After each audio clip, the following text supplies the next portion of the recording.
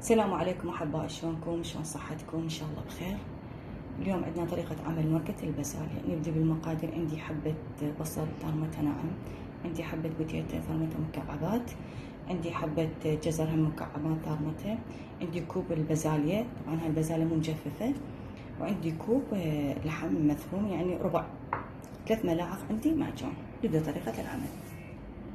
هاي ملعقتين عندي دهن، راح اضيف البصل.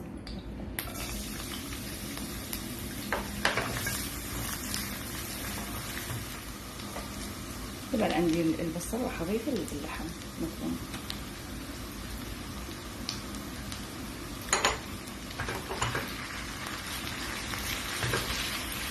طبعا ضروري لازم ليه حتى تصير طعم بيها المرقة.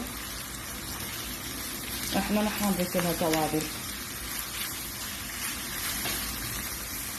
تغير عندي شكل اللحم، وراح اضيف باقي المواد.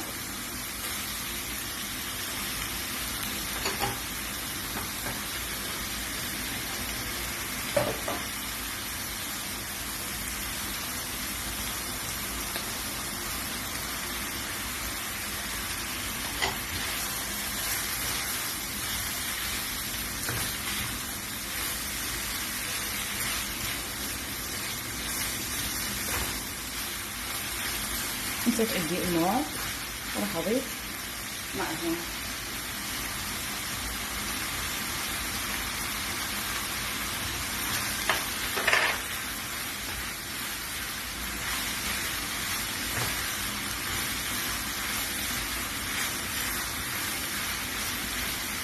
راح اضيف لها رشة فلفل،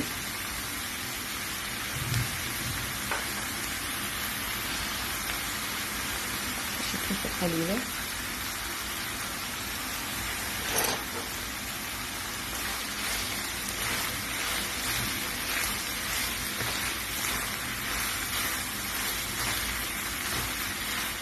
نسيت عندي طلعت ريحتها طيبة، وراح اضيف لها المي. كنت تحتاج مي نضيف لها، راح اضيف لها بعد مي. منتظرها.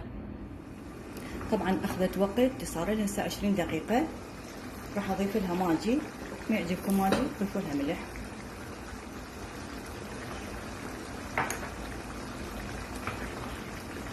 شلون صارت؟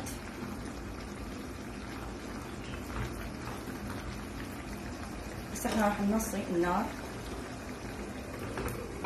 كلش ناصي، شوي نهدرها. جزت عندي، شوف شلون صارت.